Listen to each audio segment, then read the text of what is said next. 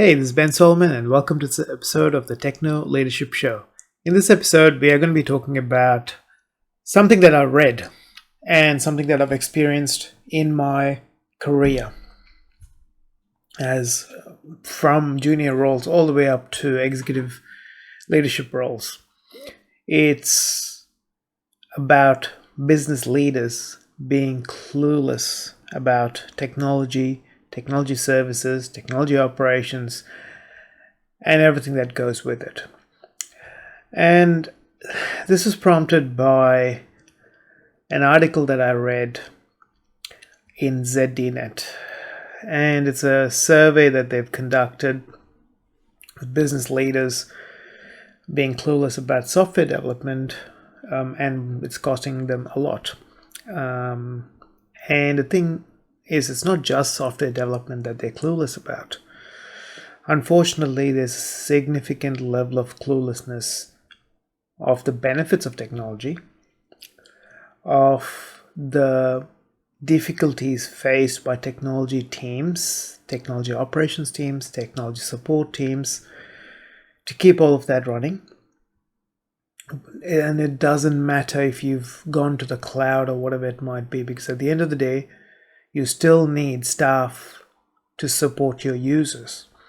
And there is still an operational component, a strategic component, and a business services component of it still on site.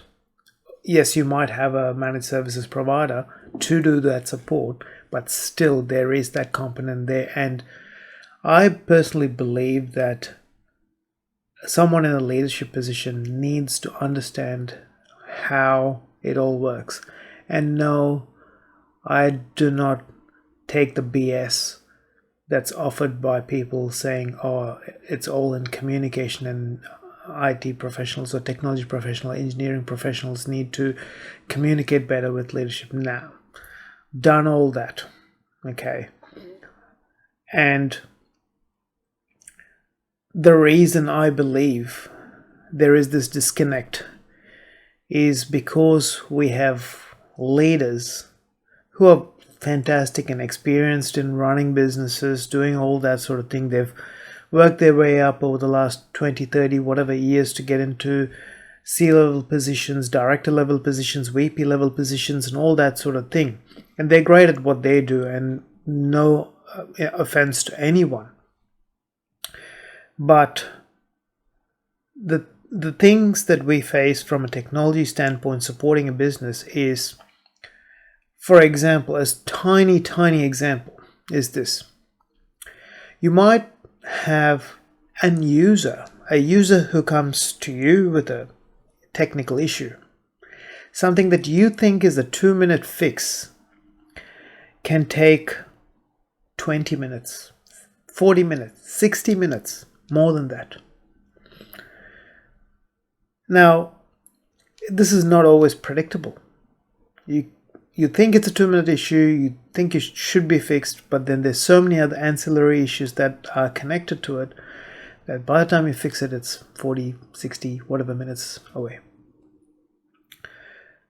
So you can't predictably say, these are the KPIs, we will always hit those KPIs. And the antiquated model of leadership and management that we use, the frameworks of management that we use, were designed for the industrial era. We are no longer in the industrial era. The biggest frustration that I've had in every level of work that I've had, from engineering, junior level engineering, all the way up to being in a director level role, is this. It's absolutely frustrating when every move of your technical staff is questioned. I've been in that position. I've been in positions where I have to fight for my staff. I've had to defend them because not everything that is done under the technology umbrella is quantifiable. Yes, there are, help desk systems, there are frameworks like ITIL and COBIT and everything else that you can use to try and break all these things down into manageable chunks of, KPIs and information that you can utilize. But when it comes to practically being at the coal face of things, when you are understaffed, when you're under-resourced, all of that falls to the wayside. So the business leader's cluelessness, I can understand from the perspective of, yes, technology is moving at such rapid pace. Even in the last 5 to 7 years, we've had an exponential growth of use of technology in businesses with cloud-based solutions, cloud-based systems, and with a bit of democratization of technology as such. It's become cheaper, it's become more accessible and all that sort of thing. But then the burdens to protect all that has gone higher up. In director level roles, in C-level roles, protecting the technology and protecting the business against the various attacks and all that sort of thing has made it a lot more complicated. It means that we need a significantly larger investment into technology teams, where you might have had one person to do your IT or technology as such support, now needs 3 or 4 people, because there is such a diverse number of platforms, diverse integrations between platforms, all of these complexities that are there. And the productivity loss to a business is significant when something goes wrong.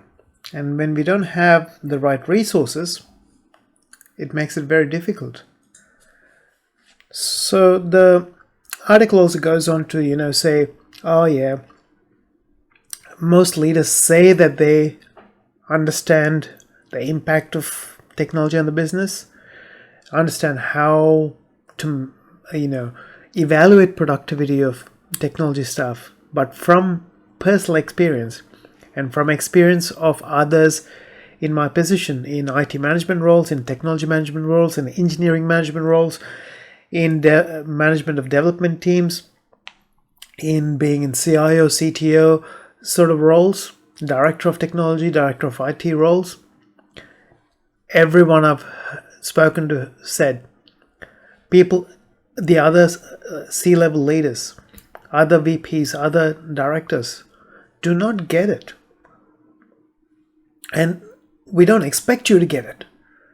What we do expect is that you trust the people who are in charge of technology when we say that we can't always quantify things and that we need resources to be able to provide the level of service that is expected of the technology and technology services department. And it's not, going to be the cheapest thing that you get. I was listening to an entrepreneur that I've started recently following, and he was mentioning that in one of his companies, they were using cheap CRMs, spreadsheets for CRMs, and all that sort of thing.